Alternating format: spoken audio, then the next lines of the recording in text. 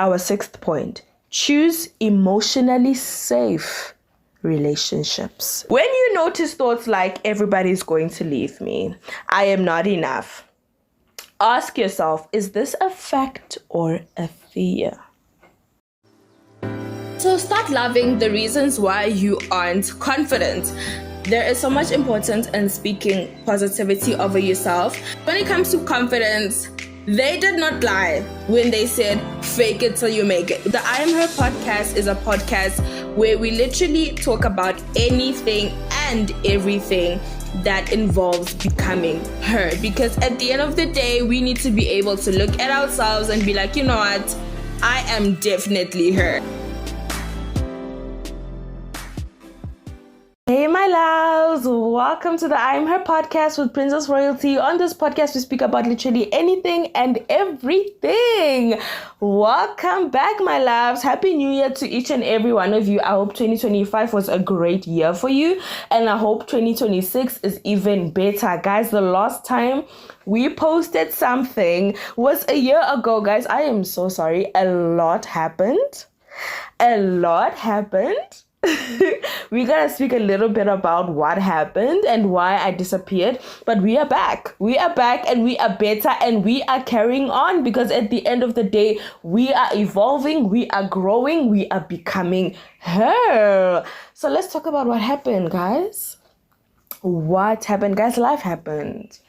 Life honestly happened.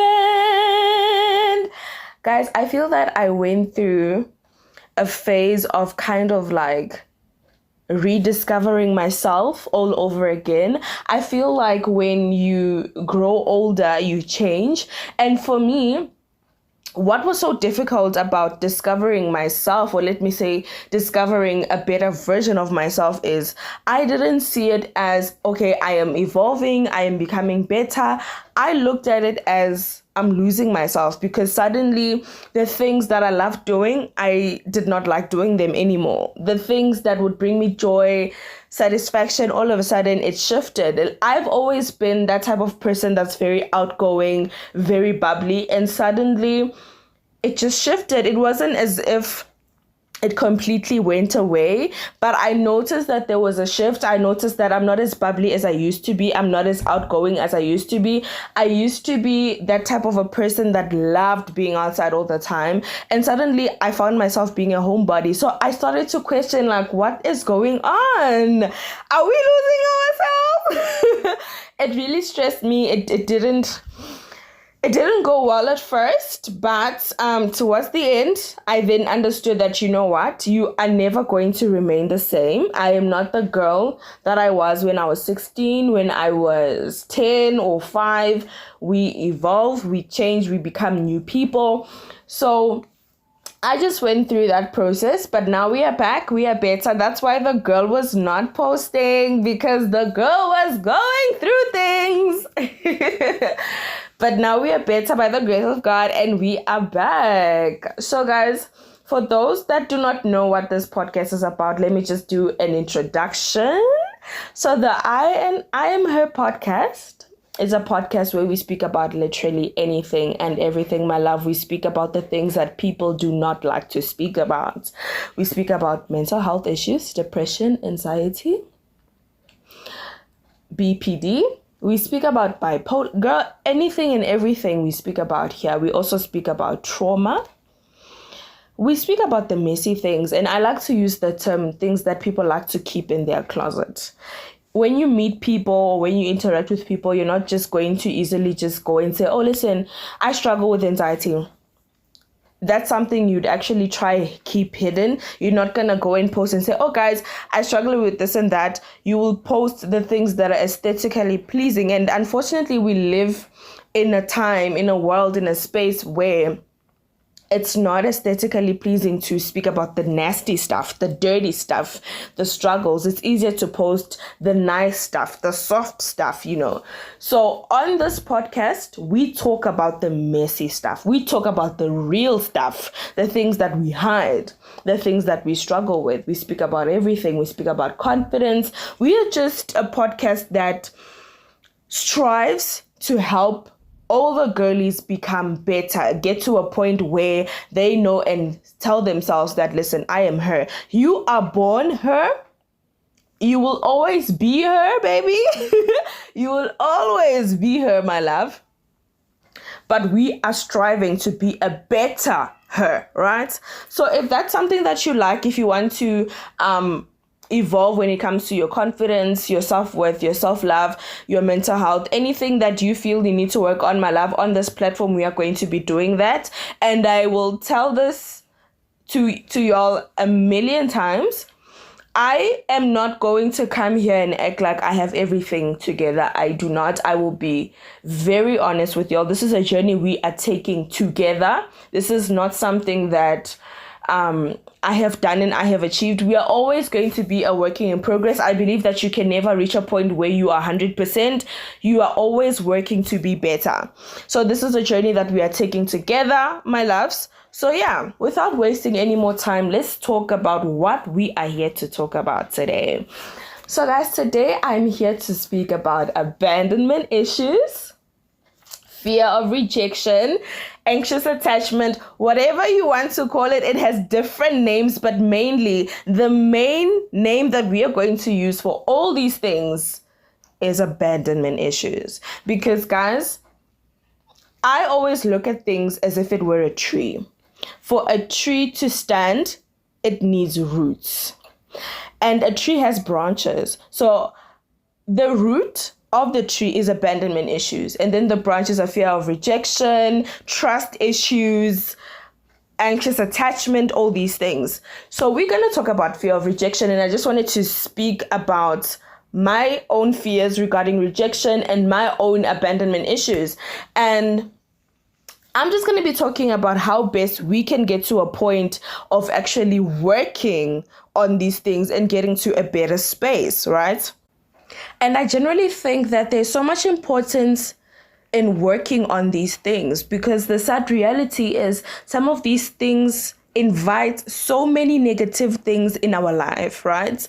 So today I just want to give you guys 10 points that have helped me in my journey of healing my abandonment wounds. But before I do that, I'm just going to share a little bit about where these wounds came from for me and how it has affected my life. So I won't get into detail exactly as to what exactly happened, but I'll just give you guys an idea. So I grew up in a space where it was not very healthy, and unfortunately I have a parent that had their own traumas and did not know how to process and heal from those traumas. So it then became a situation where, because this person is traumatized, they then bring that trauma onto me.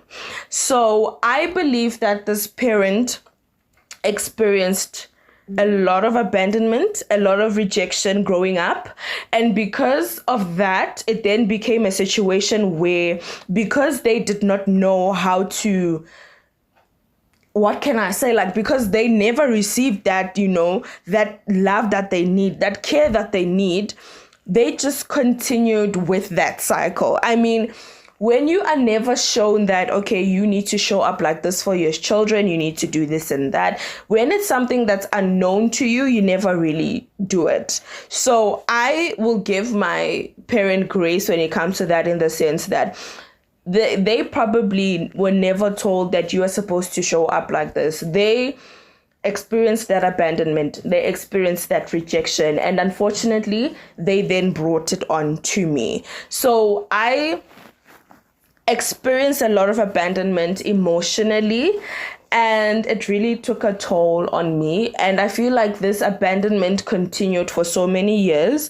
The sad thing about it is it took me to a place where I even questioned whether I was loved. And I then went into this cycle of trying to gain this person's love, trying to, let me say, show up in ways of just being like, listen, can you just love me? I feel like this, the simplest way to explain it is just trying to just do all these things to receive love. That thing of, okay, I'm going to do this. If I do this, I feel like you love me. I just went into the cycle of just trying to get this person's love, and then I'd realize that, okay, this person is not choosing to love me, and then that's rejection. So that's where the abandonment issues came from. That thing of, okay, I'm seeking love and I'm not getting that love. You are choosing to reject me. You are choosing to abandon me, and it's not nice. So that's where the abandonment issues came from. And unfortunately, because of that, I developed a very negative belief that I am not worthy of love. I mean, if you're a child and you need love and your parent is not giving you that love, is not showing you that love, you then might tell yourself that, listen, if my parent cannot love me, then it must mean that there's something wrong with me. It must mean that I'm not worthy of love. You know, I'm worthy of being abandoned. I'm worthy of being rejected and all that. So the sad thing is I created that belief, and that belief has been manifesting in my relationships with friendships, with relationships with like partners, boyfriends, and everything. And it's deep, guys. It's honestly deep, because I feel like for me, it has been a situation where I have never been able to fully trust that a person loves me. It goes back to that belief that I created, that thing of, you are not worthy of love. What makes you think that a stranger will love you if your own parent could not find the love to give you? So it has manifested in toxic ways whereby I don't trust my partner. I feel like they will leave me for someone else. And guys, abandonment issues, like I said, it's a root. It's a tree. It has branches. So because of this abandonment wound, there's fear of rejection. There's lack of self-worth, that thing of feeling that I'm not enough. So then now it's a situation whereby it's like, no, this person is going to leave me for a better person because I am not enough. I am not worthy. So there's just so much that has been happening, guys. And I noticed so many patterns in my life where I'd hold on to people that were toxic because they were showing me love. Yes, they were giving me love, but at the same time, they were toxic. They were hurting me. So I held on to these people, telling myself that as long as you're making me feel loved, because I don't feel loved, I feel empty. So you're filling me up, even though you're making me cry, even though you're hurting me, you are filling me up. And guys, the sad thing is sometimes we become addicted. People speak about drugs, addiction to alcohol and all these substances. But the sad reality is you can be addicted to certain things, such as the need to be loved. I had to pause there, guys, because looking in my past, I realized that there was never a period in time where I was really single. After I started dating, there was never a period in my life where I was just by myself. Why? Because when I'm by myself, there's no one to show me and to tell me and to fill me up with the love that I need. I'm empty. I am a glass that is empty. I don't have water. So I need a man. I need people around me to constantly fill me up and let me know that you are loved, you are loved, you are loved. It becomes an addiction. You are addicted to the need to feel love. You want to feel love. If you don't feel it, if somebody is not giving it to you, oh my goodness, it's a mess. So I just wanted to speak a little bit about myself, the struggles that I face when it comes to my abandonment issues. So now I'm going to speak about the 10 things that I have been practicing that have helped me work on these abandonment issues. Guys, I just want to say something. Working on yourself, it's a journey. It is a journey. And some of these things are so deep, it's not going to be fixed overnight. And give yourself grace. Give yourself grace. Give yourself love, and understand that we are human beings. We feel things. We go through emotions. This is part of what we call life. You will experience trauma. You will experience hurt. And because of that, you will develop certain things. And that's okay. Do not ever beat yourself up about it. Do not ever tell yourself that, no, there's something wrong with me. You are a human being. It is part of life. You are supposed to experience these things. This is where growth takes place. So let's start with the first point that I used, acknowledging where it started. Be honest with yourself about who left you emotionally or physically and how that made you feel. Naming the wound is the first step to healing it. With me, I had to acknowledge that, okay, this abandonment wound, it came from a parent. The rejection that I felt, because this person, even though they were present physically, they left me emotionally, right? So you need to sit down and really think about where this could be coming from. And sometimes you will think about it and not even have an answer. You'll ask yourself, oh my goodness, where could this be? Like, where could this be coming from? And you don't have an answer. And I am someone that prays. I'm a Christian. I believe in God. And when you reach that point where you don't have an answer, take it to the Lord. Lord, I do not know why I have this wound. You are all-knowing. Reveal it to me. And trust and believe the Lord will reveal it. I am speaking from experience. I spent more than a year asking myself, where is this coming from? Because for me, it was so difficult to identify the abandonment, because this is a parent that lived with me from the time that I was born. They were present physically. I didn't look at it as, okay, I have abandonment wounds because of this and that. Like, it did not make sense for it to stem from a parent, because they were always present physically, but emotionally, they were not there. It was the Lord that then showed me that, okay, this is where it started. This is what it is. So if you cannot find an answer, take it to the Lord. Number 2, reparent yourself. Give yourself the reassurance, consistency, and care you did not receive. Speak to yourself kindly. Keep promises to yourself and show up for your own needs. So basically, to reparent yourself is to give yourself the love you needed. Give yourself that love. Give yourself that consistent love, that consistent reassurance. Show up for yourself and show up for your own needs. Because, guys, unfortunately, sometimes when it's a situation where it's a parent or parents that have abandoned you, you might never ever get to a point where they apologize or they start doing what you would like them to do. With me, I had to get to a point of understanding that this is a person that is traumatized. That's why I mentioned that I will give them grace. I had to understand that this person was traumatized themselves. They do not know how to show up. They do not know how to give love because they never received love. And understanding that has given me the ability and the peace to accept that, okay, yes, I need this person to give me what they have not been giving me, but they are not able to. And that's okay.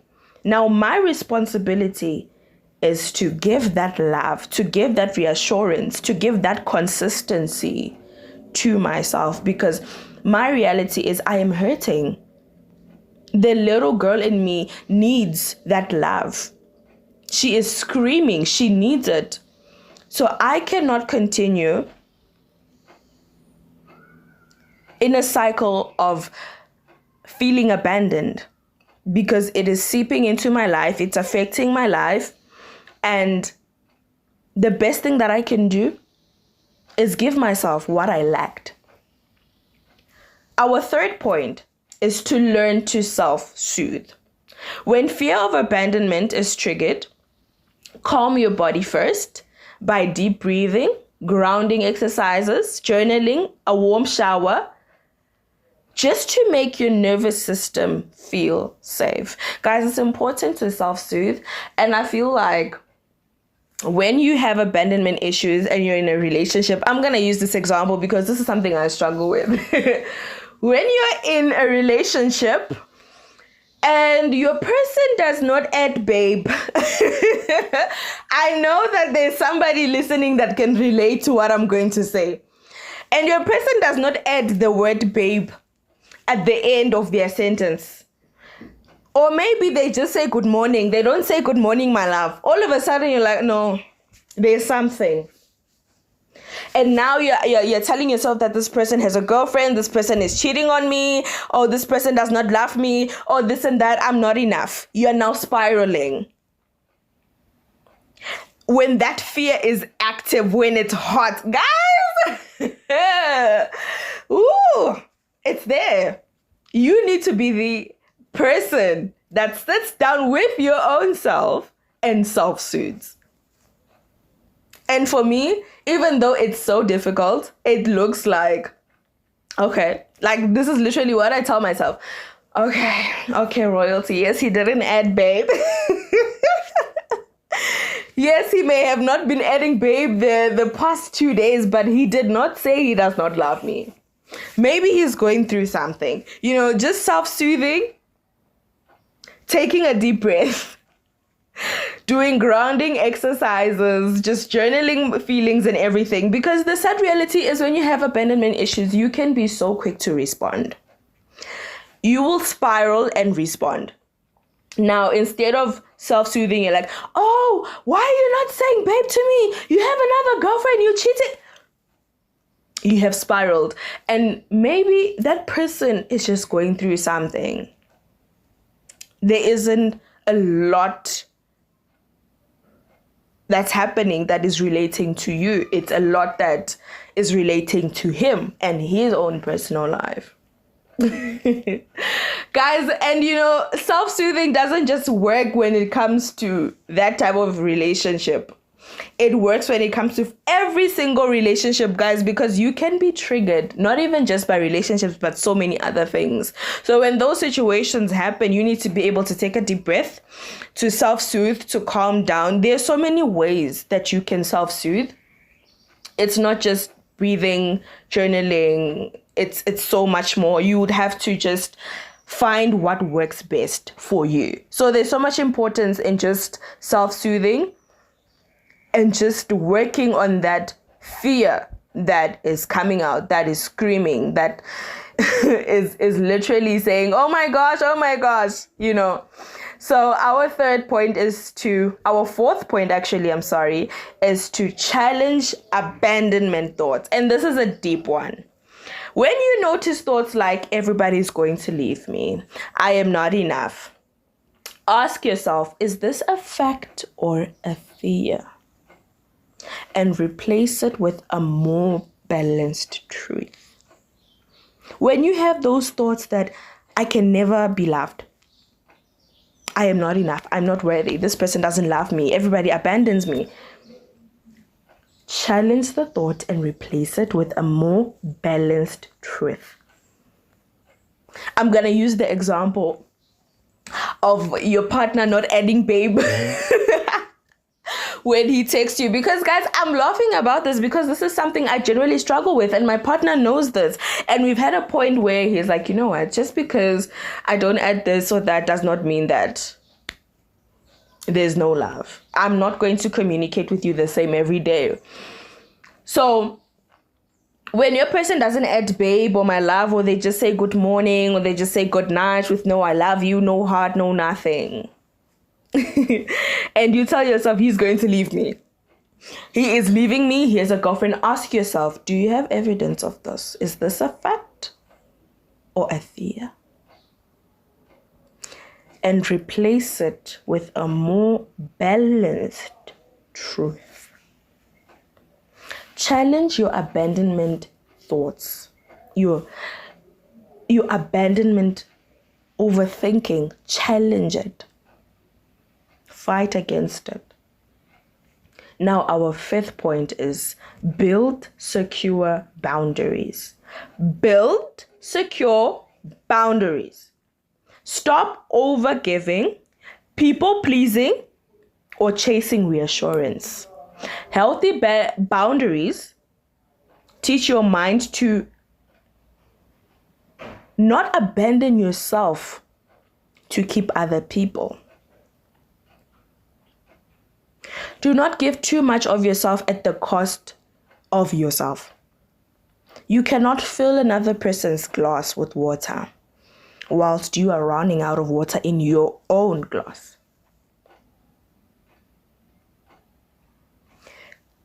Find ways to build secure boundaries for yourself. Boundaries that fill you up instead of draining you. There's so much importance in building those secure boundaries. Stop giving so much of yourself. Instead of giving it out, give it in towards you. Our 6th point, choose emotionally safe relationships. This is so important. Surround yourself with people who are consistent, respectful, and emotionally available. Stability heals what unpredictability broke. And the sad thing is, when you have abandonment issues, majority of the time you will attract somebody that is emotionally unavailable, somebody that is not consistent. And it's important to stay in relationships that are safe, relationships that are healthy, relationships that build you, that bring the best out of you, not the worst in you. So it's important to just assess, is this something that's emotionally safe for me? And I'm not just speaking about relationships with partners. I'm speaking about even friendships. Because guys, friendships have such a big influence on us. So you need to ask yourself, are the relationships I have in my life emotionally safe? Do they help me thrive or they break me down? Our 7th point, allow closeness slowly. You don't have to rush intimacy. Take time to trust. Move slowly.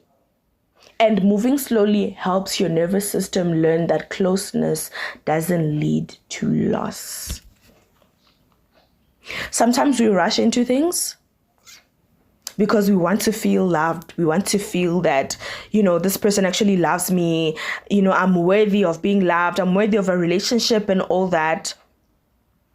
And when you rush, it can end up being a situation where you end up being hurt in the end and you end up being triggered because you're not allowing your nervous system to feel safe. You are rushing into it. You're not allowing the process for your nervous system to feel calm. And understand that closeness does not always lead to loss. Our 6th point, practice emotional independence. Oh, this is so good. Your worth should not depend on someone staying, texting back, or choosing you. Build a life, a routine, and an identity that feels full on its own. My darling, if that man leaves you, it doesn't mean that your worth is decreasing. It does not mean your worth has decreased. If you believe that you're a 10 and that man leaves, you are not going to be a 5. You are still a 10. Whether someone stays or leaves your life, you are still worthy. Practice independence to a point whereby even when they decide, not just partners, be it family, be it friends, whoever, when they decide to walk away from you, you don't feel that, oh my gosh, my world is crashing down. Give yourself that love. Give yourself that time. Have an identity. Be a person outside of your friendships, outside of your relationship, outside of your family. Have your own identity that is built on you and the self-worth and self-love you give yourself. Our 9th point. Express suppressed emotions. Abandonment often comes with unexpected grief, anger, or sadness. Write about it. Cry, talk. Just let it out. Let those emotions move through you instead of staying stuck. There's so much importance in letting things out because the reality is when you do not let these emotions come out, they stay within. That's why you may reach a point where you actually have a mental breakdown, because there's just so much that you're carrying, so much that you have not let out. Allow yourself to feel these emotions. Allow yourself to feel anger, sadness, grief. Allow those tears to come out. It is healthy. It is important. Our 10th and our last point. Seek therapy or inner child work. A therapist or a structured inner child healing therapist can help you safely process old wounds and build a secure attachment to yourself and others. Seek help, not just through therapy, but even in the Lord. Seek help. It is so important to get the help that we need, because it helps us thrive, it helps us grow, it helps us be a better person. And doing this helps us get to a point where we are secure within ourselves. It gets us to a point where we do not need to fear being abandoned. We don't feel unworthy. We don't feel like we don't deserve love. So seek that help and work on yourself and be a better person. But yeah, my loves, those are the points that I have for you guys today. I hope that what I've mentioned helps you in some way and helps you be a better person and helps you heal